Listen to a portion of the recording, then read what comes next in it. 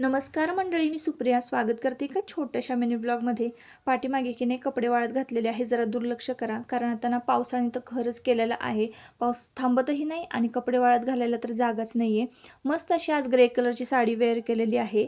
आजचा शुभ रंग आहे राखाडी आणि देवीचं रूप आहे देवी कात्यायनी. तर मी वेअर केलेली साडी आहे ना खूप छान आहे बरं का, ऑर्गेन्झामध्ये आहे आणि हत्ती मोर इतकी छान आहेत ना, त्याच्यावर डिझाईन कलर कॉम्बिनेशन पण खूप छान होतं.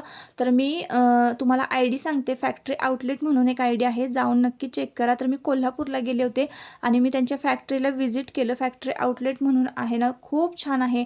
सगळ्या प्रकारच्या वस्तू तुम्ही म्हणा, सॉरी फॅब्रिक जे आहे ते मिळतं तिथं. पाय पुसण्यापासून, रुमालापासून, सॉक्सपासून, बेडशीटपासून, साड्या, ड्रेस सगळं तिथं मिळून जाते बघा एकाच ठिकाणी बरं का. तिथूनच मी ही साडी घेतलेली आहे आणि आता ना काजळी काढून घेतली दिव्याची. तर मी नेहमी सुईनं काजळी काढते बरं का दिव्याची.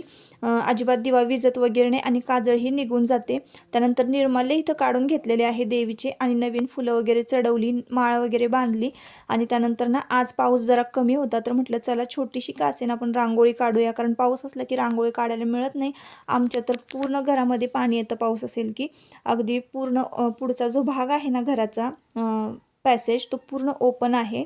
आणि मग त्यानंतर उंबरट्याची पूजा करून घेतली, नमस्कार केला. तर काही नाही जास्त बघा, अशी साधी सिंपल मी रांगोळी काढलेली आहे. अगदी 2-2 लाईन ओढल्या, हळदी कुंकू वाहिले, पाऊलांवर फुलं वाहिली, नमस्कार केला आणि अशा पद्धतीने आजची देवपूजा होती. त्यानंतर इथे सासूबाई ना देशाच्या पानांची भाजी करत होते, तर त्याला म्हटलं रेसिपी तुमच्याबरोबर शेअर करूया.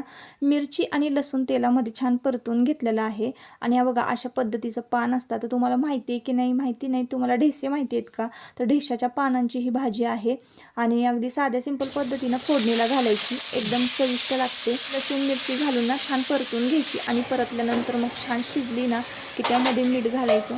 थोडीशी आधी शिजवून घ्यायची आणि शिजल्यानंतर मग थोडंसं मीठ घालायचं आहे आणि मग पुन्हा एकदा परतवून घ्यायची, शिजवून घ्यायची. तर कधीतरी ना अशा रानभाज्या खाण्यात याव्या. तुम्हाला सुद्धा अशी भाजी मिळाली तर नक्की करून खा. भेटूया नेक्स्ट व्लॉगमध्ये. चला बाय बाय.